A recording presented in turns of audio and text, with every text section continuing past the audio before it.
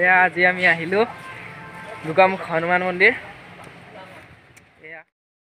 এয়া আমি এখোজ দুখোজ কৰি আমি মন্দিৰৰ ভিতৰলৈ সোমাই আহিলো আৰু এই মন্দিৰৰ কিমান যে সুন্দৰ সুন্দৰ শিল্পকলা আছে।